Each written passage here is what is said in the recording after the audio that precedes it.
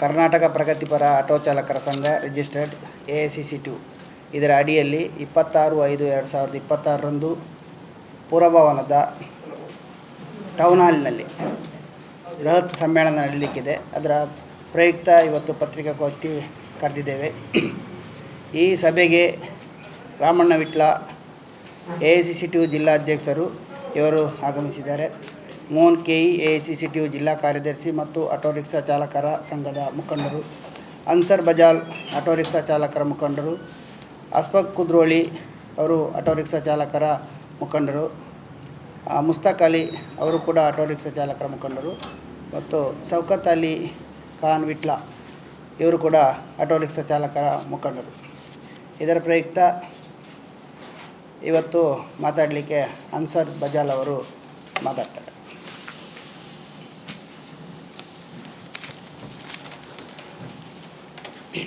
Auto rickshaw ಚಾಲಕರು ಎಷ್ಟೋ ಕಷ್ಟವನ್ನು ಎದುರಿಸಿಕೊಂಡು, ಎಷ್ಟೋ ನೋವನ್ನು ಎದುರಿಸಿಕೊಂಡು ಇಡೀ ಸಮಾಜದಲ್ಲಿ ಸಮಾಜ ಸೇವಕರನ್ನು ಬಿಂಬಿಸುವಂಥವರೇ ಆಟೋ ರಿಕ್ಷಾ ಚಾಲಕರಾಗಿದ್ದಾರೆ. ಆದರೆ ಇಡೀ ನಮ್ಮ ಕರ್ನಾಟಕ ರಾಜ್ಯದಲ್ಲಿ ಒಂದು ವರ್ಷಕ್ಕೆ 35 ಕೋಟಿ ತೆರಿಗೆಯನ್ನು ಕಟ್ಟುವ ಒಂದೇ ಸಮುದಾಯ ಅದೇ ಆಟೋ ರಿಕ್ಷಾ ಚಾಲಕರು. ಬೇರೆ ಯಾವುದೂ ಇಲ್ಲ. ಇಷ್ಟೊಂದು ತೆರಿಗೆಯನ್ನು ಕಟ್ಟುವ ನಮಗೆ ಸರ್ಕಾರದಿಂದ ಯಾವುದೇ ಒಂದು ಸವಲತ್ತು ಇಲ್ಲ. ಎಲ್ಲಿವರೆಗೆ ನಮ್ಮನ್ನು ಕೀಳಾಗಿ ನೋಡ್ತಾರೆ ಅಂತ ಹೇಳಿದ್ರೆ, ನಾವೊಂದು ಸಮುದಾಯದ ಮಧ್ಯದಲ್ಲಿ ನಾವು ಮಸ್ತ್ ಕೆಳಗಿದ್ದೇವೆ. ಇನ್ನು ನಮಗೆ ಮೇಲೆ ಎತ್ತಲಿಕ್ಕೆ ಯಾರು ಬರ್ತಾ ಇಲ್ಲ, ಯಾವ ಸರ್ಕಾರ ನಮಗೆ ಸಪೋರ್ಟ್ ಮಾಡ್ತಾ ಇಲ್ಲ. ಅದರ ಉದ್ದೇಶವಾಗಿ ನಾವು ಈಗ ಸಮ್ಮೇಳನವನ್ನು ಮಾಡಿಕೊಂಡು ನಮ್ಮ ಆಟೋ ರಿಕ್ಷಾ ಚಾಲಕರನ್ನು ಒಂದಾಗಿಸುವಂತ ಹೇಳಿ ಮುಂದೆ ಬಂದಿದ್ದೇವೆ. ನೋಡಿ, ಇತ್ತೀಚೆಗೆ ಹೈಕೋರ್ಟ್ ಇಂದ ಸ್ಟೇ ಆದಂತ ಬೈಕ್ ಟ್ಯಾಕ್ಸಿ, ಈ ಬೈಕ್ ಟ್ಯಾಕ್ಸಿ ಕೂಡ ಇವತ್ತು ರಾಜಾರೋಷವಾಗಿ ಮಂಗಳೂರು ನಗರದಲ್ಲಿ ನಮ್ಮ ಜಿಲ್ಲೆಯಲ್ಲಿ ಓಡ್ತಾ ಇದೆ. ಕೇರಳದಿಂದ ಬಂದ KL ನಂಬರ್ಗಳನ್ನು ಇಟ್ಟುಕೊಂಡು ಕೂಡ ನಮ್ಮ ಮಂಗಳೂರು ನಗರದೊಳಗಡೆ ಬೈಕ್ ಟ್ಯಾಕ್ಸಿ ನಡೆಸ್ತಾ ಇದ್ದಾರೆ. ಮತ್ತೊಂದು ಆನ್ಲೈನ್ ಆಟೋ. ಮುಂಚಿನ ಕಾಲದಲ್ಲಿ ಟ್ಯಾಕ್ಸಿ ಪಾರ್ಕ್ಗಳಿತ್ತು, ಕೆಲವು ಜನ ನೋಡಿರ್ಬೋದು. ಎಲ್ಲ ಕಡೆ ಟ್ಯಾಕ್ಸಿ ಪಾರ್ಕ್ಗಳಿತ್ತು. ಯಾವತ್ತು ಆನ್ಲೈನ್ ಆ್ಯಪ್ ಸಿಸ್ಟಮ್ ಬಂತೋ ಅವತ್ತು ಟ್ಯಾಕ್ಸಿ ಪಾರ್ಕ್ಗಳೆಲ್ಲ ಸರ್ವನಾಶವಾಯಿತು. ಡೆವಲಪ್ಮೆಂಟ್ ಅಂದರೆ ಬಡವರಿಗಲ್ಲ, ಶ್ರೀಮಂತರಿಗೆ. ಕೆಲವು ಮಾಲ್ಗಳ ನೆಪ ಇಟ್ಟುಕೊಂಡು, ಕೆಲ ದೊಡ್ಡ ದೊಡ್ಡ ಫ್ಲ್ಯಾಟ್ಗಳ ನೆಪ ಇಟ್ಕೊಂಡು, ದೊಡ್ಡ ದೊಡ್ಡ ಬಿಲ್ಡಿಂಗ್ಗಳ ನೆಪ ಇಟ್ಕೊಂಡು ಇಡೀ ಟ್ಯಾಕ್ಸಿ ಪಾರ್ಕ್ ಅನ್ನು ಸರ್ವನಾಶ ಮಾಡಿಬಿಟ್ರು. ಅದು ಡೆವಲಪ್ಮೆಂಟ್. ಯಾವುದು? ಶ್ರೀಮಂತರಿಗೆ ಸವಲತ್ತು ಮಾಡಿಕೊಳ್ಳೋದು, ಬಡವರಿಗೆ ಬೀದಿ ಬಿಕಾರಿ ಮಾಡೋದು. ಇದೇ ಡೆವಲಪ್ಮೆಂಟ್ ಅಂತ ಹೇಳ್ಕೊಂಡು ನಡೀತಾ ಇದೆ. ಈಗ ಆಟೋ ರಿಕ್ಷಾದಲ್ಲಿ ಕೂಡ ಬಂದಿದೆ. ಯಾಕೆ? ಕೆಲವರು ಹೋರಾಟಗಳು ನಡೆಯಿತು, ಪಾರ್ಕ್ಗಳನ್ನು ವ್ಯವಸ್ಥಿತವಾಗಿ ಮಾಡಿಕೊಡಿ. 540 ಪಾರ್ಕ್ಗಳಿದ್ದಂತ ಪಾರ್ಕ್ಗಳು ಇತ್ತೀಚೆಗೆ ಅಂದ್ರೆ ಒಂದು 20 ವರ್ಷದ ಹೊರಗಡೆ ಇರ್ತವೆ. ಅಂತ ಪಾರ್ಕ್ಗಳನ್ನು ಹೇಳ್ತಾರೆ ಸಾಕು.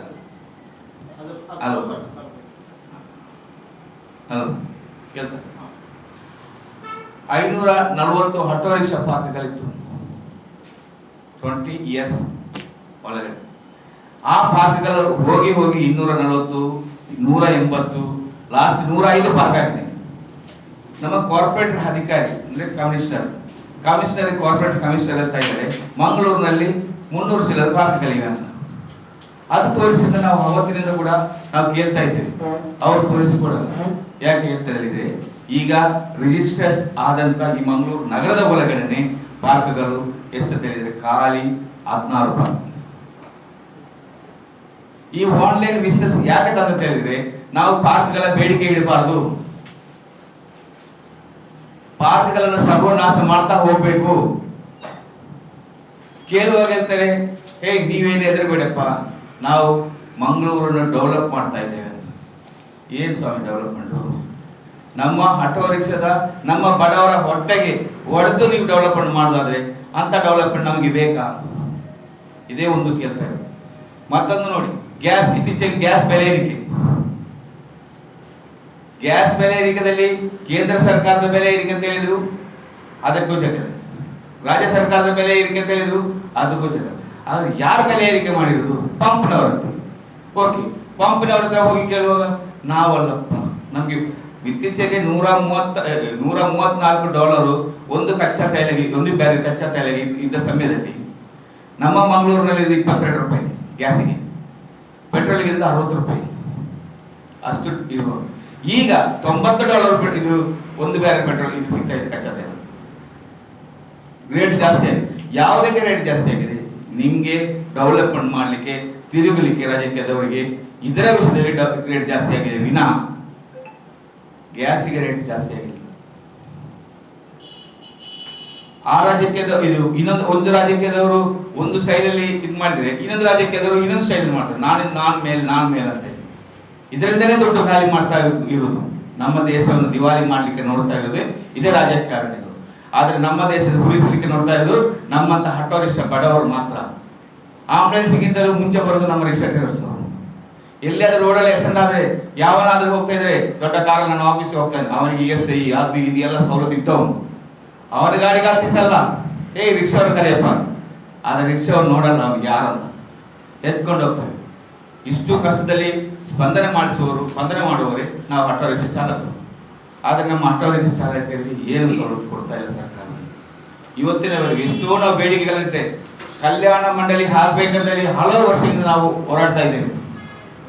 ಈಗ ಅದನ್ನು ಬೇರೆ ಸೈಡ್ಗೆ ತಿರುಗಿಸ್ಬೇಕಂತೇಳಿ ಈಗ ಅಸಂಘಟಿತ ಕಾರ್ಮಿಕರ ಲಿಸ್ಟಲ್ಲಿ ನಮ್ಮನ್ನು ಸೇರಿಸ್ಕೊಂಡು ಅದರಲ್ಲಿ ಒಂದು ಕಾರ್ಡ್ ಮಾಡಿಬಿಟ್ರು. ಅದರಲ್ಲಿ ಏನಿದೆ? ಸತ್ತರೆ ಸಿಗ್ತಾರೆ. ಓಕೆ, ಸತ್ತರೆ ಸಿಗ್ತಾರೆ. ಸತ್ತರೆ 5 ಲಕ್ಷ ರೂಪಾಯಿ ಮನೆಯವರು ಸಿಗ್ತಾರೆ. ಸತ್ತರೆ 5 ಲಕ್ಷ ಯಾರು ಮನೆ ತಿಳ್ಕೊಡ್ತಾರೆ? ನಮ್ಮ ಮನೆಯಲ್ಲಿ ಒಂದು ಕರೆಕ್ಟ್ ಆದ ಒಂದು ರಾಜಕೀಯ ಅಲ್ಲ, ಬೇರೆ ಜನರ ಸಂಪರ್ಕ ಇದ್ದಂತ ಒಂದು ಮಹಿಳೆ ಆದ್ರೆ ಅವ್ರು ತೆಗಿತಾರೆ. ಏನಿಲ್ಲದ ಪಾಪ, ಅವರು ಏನಿಲ್ಲದವರು ಅವ್ರು ಹೇಗೆ ಹೋಗಿ ತೆಗೆಯುವುದು? ಅದು ಡೈರೆಕ್ಟ್ ಆರ್ಟಿಯಲ್ಲಿ ಹೋಗಿ ಆರ್ಟಿಯಲ್ಲಿರುವಂತಹ ಅಡ್ರೆಸ್ಗಳನ್ನು ತೆಗೆದು ಅದರಿಂದ ಅವರೇ ಬಿಡುಗಡೆ ಮಾಡ್ತಾರೆ. ಫೋನ್ ಮಾಡಿ ಕರೆ ತೆಕ್ಕೊಂಡು ಹೋಗಿ ಖಾಲಿ ಕಾರ್ಡ್ ಇಟ್ಕೊಂಡು ಮನೆಯಲ್ಲಿ ಇಡ್ಲಿಕ್ಕನ? ಸಂಘಟನಾತ್ಮಕವಾಗಿ ನೀವು ಹೋಗ್ಬೇಡಿ, ಅದು ಕೂಡ ಹೇಳ್ತಾರೆ ಅವರು. ಯಾಕೆ? ಸಂಘಟನಾತ್ಮಕವಾಗಿ ಹೋದರೆ ನಿಮಗೆ ದುಡ್ಡು ಕೊಡ್ಲಿಕ್ಕಾಗುತ್ತೆ. ಇತ್ತೀಚೆಗೆ ನಾವೇ ಈಗ ಸಂಘಟನೆಯಿಂದ ಒಬ್ಬರೇ ಮಾಡಿದ್ದಾರೆ, ಈ ಕಾರ್ಡ್ ಮಾಡಿದ್ದಾರೆ. ಎತ್ತಾದ್ರು ನಾರ್ಮಲ್ 25,000 ರೂಪಾಯಿ ಇದೆ ಅಂತ ಹೇಳಿದ್ರು. ನಾವು ಇದು ಕಾರ್ಡ್ ಮಾಡಿ ಇದು ಕೊಟ್ಟಿದ್ದೇವೆ, ಎಲ್ಲ ಡಾಕ್ಯುಮೆಂಟ್ಸ್. 3 ದಿವಸ ಆ ಹುಡುಗಿಯರನ್ನು ಹಿಡ್ಕೊಂಡು ಅವರ ತಮ್ಮರನ್ನು ಮತ್ತೆ ಹೆಂಗಸನ್ನು ಹಿಡ್ಕೊಂಡು ಇಡೀ ಎಲ್ಲ ಸರ್ಕಾರ ಆಫೀಸಿಗೆ ಹೋಗಿ ಎಲ್ಲ ವ್ಯವಸ್ಥೆ ಮಾಡಿಕೊಟ್ಟು ಇವತ್ತಿಗೆ 9 ತಿಂಗಳಾಯ್ತು. ಅವರ ಸವಲತ್ತು ಸಿಕ್ಕಿಲ್ಲ. ಆಗ್ತಾ ಇದೆ ಅಂತೆ. ಏನಾಗುತ್ತೆ ಸರ್? ದುಡ್ಡು ಹಚ್ಚಿ ಹೊಡಿತಾ ಇದ್ದಾರಾ? ಏನು ಆಗುತ್ತಾ ಇದೆ ಅಂತ ಹೇಳ್ಬೇಕಲ್ಲ. ಅದೇನು ಆಗುತ್ತಾ ಇದೆ ಅಷ್ಟೇ, ಏನು ಆಗುತ್ತಾ ಇದೆ ಅಂತ ಹೇಳ್ತಾ ಇಲ್ಲ. ಈ ಥರದೆಲ್ಲ ನಮ್ಮ ಆಟೋ ರಿಕ್ಷಾ ಚಾಲಕರಿಗೆ ಮಾಡ್ತಾ ಇದ್ದೇವೆ. ಮತ್ತು ಆಟೋ ರಿಕ್ಷಾ ಪಾರ್ಕ್, ಈ ಒಂದು ಆಟೋ ರಿಕ್ಷಾ ಪಾರ್ಕ್ ಆಗುವಾಗ ಆಟೋ ರಿಕ್ಷಾ ಪಾರ್ಕ್ ಒಂದು ಹ್ಯಾಕ್ಟ್ ಇದೆ, ನೀವು ಕೂಡ ನೋಡಿರ್ಬೋದು. ಸರ್ಕಾರದಲ್ಲಿ ಪಂಚಾಯತ್ ಲೆವೆಲ್ ಇದೆ. ಆ ಆಟೋ ರಿಕ್ಷಾ ಪಾರ್ಕಿನ ಸುಚಿತ್ರವಾದಂತಹ ವ್ಯವಸ್ಥೆ ಬೇಕು, ಟಾಯ್ಲೆಟ್ ಬೇಕು, ಕುಡಿಯೋ ನೀರಿನ ವ್ಯವಸ್ಥೆ ಬೇಕು. ಎಲ್ಲಿವರೆಗೆ ವಿಶ್ರಾಂತಿ ಕೋಣಗಳು ಕೊಡಬೇಕು ಮಾಡಿ. ಇದು ಆ್ಯಕ್ಟ್ ಅಲ್ಲಿ ಇದೆ. ಆ ಆ್ಯಕ್ಟ್ನಲ್ಲಿ ಯಾವಾಗ ಮಾಡಿ ಕೊಡ್ತಾರೆ ಅವರು? ಇದ್ದ ಪಾರ್ಕ್ ಅನ್ನು ತೆಗೀಲಿಕ್ಕೆ ಆನ್ಲೈನ್ ಬಿಸ್ನೆಸ್ ಸ್ಟಾರ್ಟ್ ಮಾಡಿದೆ. ಏನೋ ಬಂಡವಾಳ ಹಾಕದೆ ಎಲ್ಲಿಂದನೋ ಬಂದವ ಇಲ್ಲಿ ಬಂದು ನಮ್ಮ ರಿಕ್ಷಾ ಚಾಲಕರ ದುಡ್ಡನ್ನು ದೋಸ್ತಾ ಇದ್ದಾರೆ. ಇದು ಎಲ್ಲಿವರೆಗೆ ಸರಿ? ಇದು ಸರಿಯಲ್ಲ ಸರ್. ಮತ್ತೊಂದು, ನಾವು ಎಷ್ಟೋ ಅನುಭವಿಸ್ತೇವೆ ಏನು ತೊಂದರೆಗಳು. ಎಲ್ಲಿಯಾದರೂ ಗೋಮು ಗಲಭೆ ಆಗಲಿ, ಪೆಟ್ಟು ಬಸ್ ಹಿಡಿದು ಆಟೋ ರಿಕ್ಷಾ ಡ್ರೈವರ್ಗೆ, ಎಲ್ಲಿಯಾದರೂ ಬೇರೆ ಏನಾದ್ರು ಜಗಳ ಆಗಲಿ, ಆಟೋ ರಿಕ್ಷಾ ಚಾಲಕರಿಗೆ ಭಾರತ ದೇಶದಲ್ಲಿ ಸ್ವಾತಂತ್ರ್ಯನೇ ಸಿಕ್ಕಿಲ್ಲ. ಮುಂಚೆ ನಾವೆಲ್ಲರೂ ಬ್ರಿಟಿಷರ ಗುಲಾಮರಿದ್ರು. ಈಗ ಈ ಕೆಟ್ಟ ರಾಜಕಾರಣಿಗಳ ಗುಲಾಮಿಗೆ ನಾವು ಆಗ್ಬಿಟ್ಟಿದ್ದೇವೆ. ಇದಕ್ಕೋಸ್ಕರ ನಾವು ಆದಷ್ಟು ಬೇಗ ನಮ್ಮ ಇದನ್ನೆಲ್ಲ ಪರಿಗಣಿಸಬೇಕಂತೇಳಿ ಈ ಸಮ್ಮೇಳನ, ರಿಕ್ಷಾ ಸಮ್ಮೇಳನವನ್ನು ನಾವು ಮಾಡ್ತಾ ಇದ್ದೇವೆ. ಈ ಸಮ್ಮೇಳನಕ್ಕೆ ಆದಷ್ಟು ಆಟೋ ರಿಕ್ಷಾ ಚಾಲಕರು ಬಂದು ಒಗ್ಗಟ್ಟಾಗ್ಲಿಕ್ಕೆ ಕೂಡ ಬಿಡ್ತಾ ಇಲ್ಲ. ಒಗ್ಗಟ್ಟಾಗುವಾಗ ಎಲ್ಲಿಯಾದ್ರೂ ರಿಕ್ಷಾ ಚಾಲಕರು ಒಗ್ಗಟ್ಟಾಗಂತ ಹೇಳುವಾಗ ಅಲ್ಲಿಗೆ ಒಬ್ಬರನ್ನು ದುಡ್ಡು ಕೊಟ್ಟು ಕಳಿಸ್ತಾರೆ. ಅವ್ರು ಸಂಘಟನೆ ಮಾಡಪ್ಪ. ಇದು ರಾಜಕೀಯ ನಾಟಕ. ಅವ್ರದ್ದು ಸಂಘಟನೆ ಮಾಡಿ ಅವರ ಸಂಘಟನೆಯಿಂದ ಮತ್ತೆ ಬೇರೆ ನಮ್ಮ ಯೂನಿಯನ್ಗೆ ಬರುವಂತ ಮಾಡ್ತಾ ಇಲ್ಲ. ಯಾಕಂದ್ರೆ ಲೋಕಲ್ ಸಂಘಟನೆಗಳು ಜಾಸ್ತಿ ಆಗ್ಬಿಟ್ಟಿದೆ. ಇವತ್ತು ನಾನು ಸಂಘಟನೆ ಹೇಳಿದ್ರೆ ನಾಳೆ ಇನ್ನೊಬ್ಬ ಇದರಲ್ಲಿ ರಾಜಕೀಯದವರ ಒಂದು ಮಲ್ಲೊಂದು ತಂತ್ರ, ದೊಡ್ಡೊಂದು ತಂತ್ರ. ಈ ತಂತ್ರವನ್ನು ನಿಲ್ಲಿಸಬೇಕು. ನಾವು ಎಲ್ಲರೂ ಒಗ್ಗಟ್ಟಾಗಲಿಕ್ಕೆ ಎಲ್ಲ ಆಟೋ ರಿಕ್ಷಾ ಚಾಲಕರು ನಮ್ಮ ಜೊತೆ ಬರಬೇಕಂತ ಹೇಳಿ ಇವತ್ತಿನ ನಾವು ಪತ್ರಿಕಾಗೋಷ್ಠಿಯಲ್ಲಿ ನಾವು ಮಾತಾಡ್ತಾ ಇದ್ದೇವೆ. ಸರ್, ಆನ್ಲೈನ್ ರಿಕ್ಷಾ ಬಗ್ಗೆ ಮಾತಾಡಿದ್ರಲ್ಲ, ಹೌದು ಸರ್. ಅದೆಷ್ಟು ಆನ್ಲೈನ್ ರಿಕ್ಷಾದವರು ಆನ್ಲೈನ್ ಬುಕಿಂಗ್ ಮಾಡ್ಕೊಂಡಿದ್ದಾರಲ್ಲ, ಓಕೆ, ರಿಜಿಸ್ಟರ್ ಮಾಡ್ಕೊಂಡಿದ್ದಾರಲ್ಲ. ರಿಕ್ಷಾದವರು ಮಾಡ್ಕೊಂಡಿದ್ದಾರೆ. ದುಡಿಮೆ ಇಲ್ಲದೆ ಏನು ಮಾಡಲಿ ಸರ್? ದುಡಿಮೆಗೋಸ್ಕರ ಮಾಡಿದ್ರು. ದುಡಿಮೆ ಇಲ್ಲ, ಪಾರ್ಕ್ಗಳಿಲ್ಲ. ನಾನು ಈಗ ಫಸ್ಟಿಗೆ ಹೇಳಿದೆ 500 ಚಿಲ್ಲರ ಪಾರ್ಕಿಂಗ್ ಇದ್ದದ್ದು 130 ಪಾರ್ಕ್ಗಳು ಬಂತು. ಎಲ್ಲಿ ರಿಕ್ಷಾ ನಿಲ್ಲಿಸೋದು? ರಿಕ್ಷಾ ಇನ್ನೂ ಜಾಸ್ತಿ ಆಗ್ತಾ ಇದೆ, ಆದರೆ ಪಾರ್ಕ್ಗಳು ಇನ್ನೂ ಕಡಿತವಾಗ್ತಾ ಇದೆ. ಈ ಪಾರ್ಕ್ಗಳನ್ನು ಎತ್ತಂಗಡಿ ಮಾಡಿ ಪಾರ್ಕ್ಗಳನ್ನು ಸರ್ವನಾಶ ಮಾಡೋದಕ್ಕೆ ಆನ್ಲೈನ್ ಬಿಸ್ನೆಸ್. ಎಲ್ಲಿವರೆಗೆ ಟ್ಯಾಕ್ಸಿ ಹೆಂಗೆ ಇರ್ತಿತ್ತು? ಫಸ್ಟ್ ಎಲ್ಲಿ ನೋಡಿದ್ರೆ ಟ್ಯಾಕ್ಸಿ ಪಾರ್ಕ್ ಇರ್ತಿತ್ತು. ಆನ್ಲೈನ್ ಮಾಡಿದ ನಂತರ ಟ್ಯಾಕ್ಸಿ ಪಾರ್ಕ್ ಎಲ್ಲಿ ತೋರಿಸಿ ನೀವು? ಒಂದು ಮ್ಯಾನ್ ಮುಖ್ಯ ಜಾಗದಲ್ಲಿ, ಏರ್ಪೋರ್ಟಲ್ಲಿ ಆಗಲಿ, ರೈಲ್ವೆ ಸ್ಟೇಷನಲ್ಲಿ ಇಂಥ ಮ್ಯಾನ್ ಮುಖ್ಯ ಜಾಗದಲ್ಲಿ ಪಾರ್ಕ್ಗಳು ಉಳಿದಿದೆ, ಬೇರೆ ಕಡೆಲ್ಲ ಹೋಯ್ತು. ಅದೇ ಆಗಿರೋದು. ಉಪಸ್ಥಿತಿ ಹೇಳ್ತೀರಾ ಸರ್? ಹಾಂ, ಇಲ್ಲಿರುವವರ ಉಪಸ್ಥಿತಿ ಅಂತ ಹೇಳ್ತೀರಾ? ಓಕೆ. ಇಲ್ಲಿ ಇರುವವರ ಈಗ ಇದು ರಾಮಣ್ಣ ವಿಟ್ಲ ಅಂತೇಳಿ, ರಾಮಣ್ಣ ವಿಟ್ಲ ಅಂತೇಳಿ AICC ಟ್ಯೂ ಎಲ್ಲಿ ಸರ್?